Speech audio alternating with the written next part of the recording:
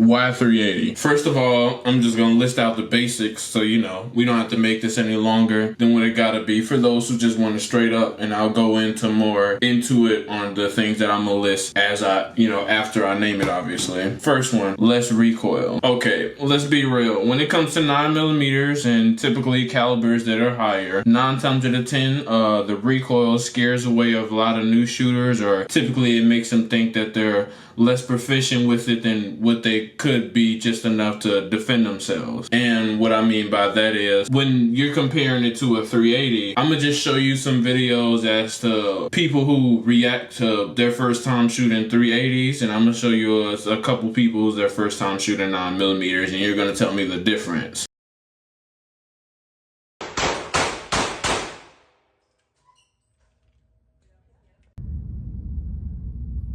Slide on it, yeah. And then check. And then... Copy rules on one. Huh? You're good. On the radio.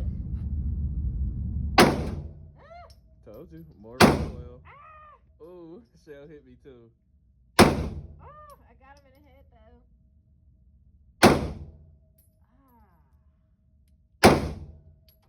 Hey, You aim where you aiming at. Get that like that. Play enough games to kind of focus aim.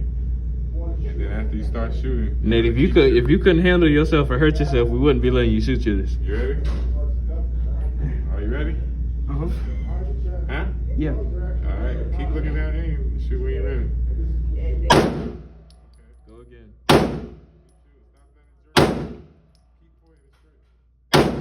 You made a couple. You shooting mom. You getting shot mom again.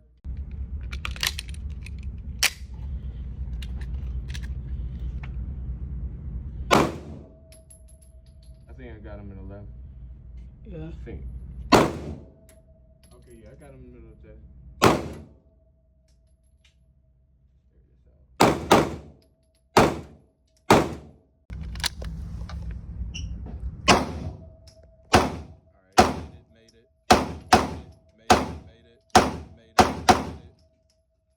Okay. Most see like 3-4 down there on the leg. You got a couple in the right shoulder. Yeah, right shoulder in the bottom right. And then some in the middle. Okay. Okay. So which one you prefer, the Taurus or the Versa? Probably the Taurus. Which one you said you like more? You guys do this for fun? Yeah. Hey, it's Fun. it's not the cheapest hobby, but you can make it cheap. You know what I mean? But it's fun. I want to do shooting competitions. Which one you feel like is better? So perfect world, that's in the nightstand at home. That's on you. Okay. You know, the mix them in between. Never.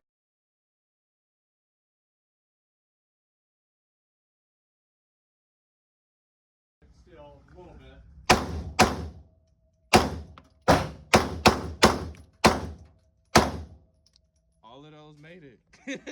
Damn.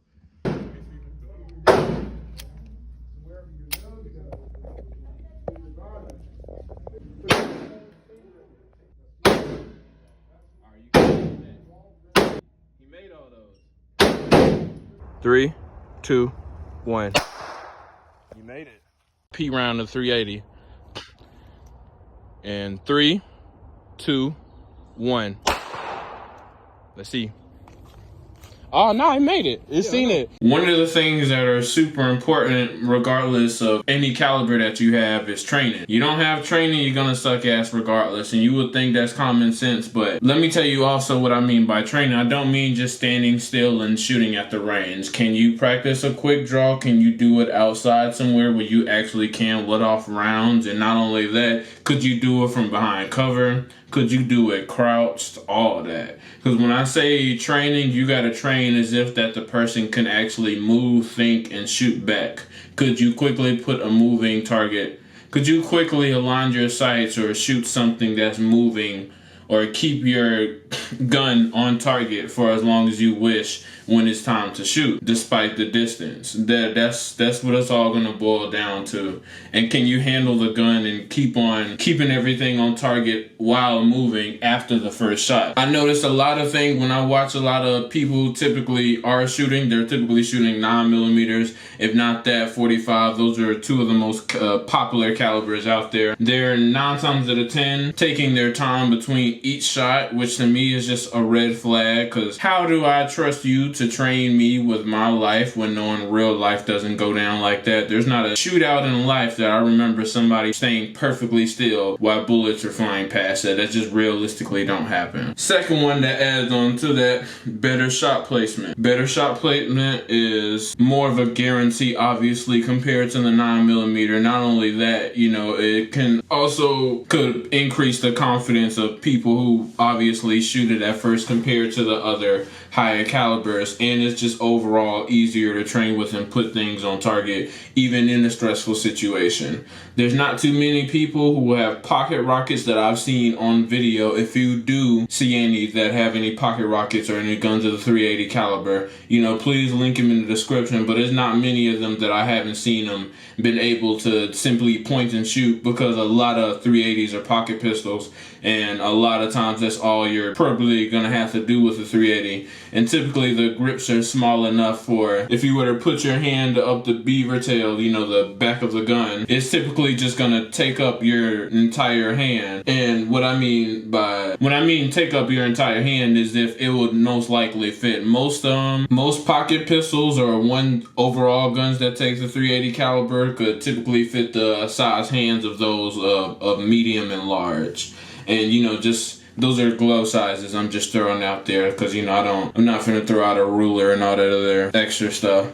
But 9 times out of 10, pointing and shooting, regardless of how much training you have, this could actually cut the amount of training in half, which I'm not saying do, but this can cut the training in half. You could quickly adapt to that. Obviously, it's a lot of benefits, like I said, just based off that low recoil alone, that can make it better just about in the hands of anyone. I have a sibling who's 15 whose first time to shooting it, which I've just showed previously, who would also feel more comfortable when I put this Burst Thunder 380 versus a Glock 17 and 18 in his hand. You know, those are also top heavy guns. You know, they have longer barrels, which, you know, it could just lead to more of the fishtail effect, which means when you aim and align the sights, they could typically move more depending on how much longer the barrel is, and it could just be harder for you to get it on target, you know, the longer the barrel is, especially with less experience after the first shot. Well, I already said less training, so the last one, just to finish up the video, deeper concealment. 9 times out of 10, 380, there's not many pistols, even if you were to go down in 22, that could beat the size comparison.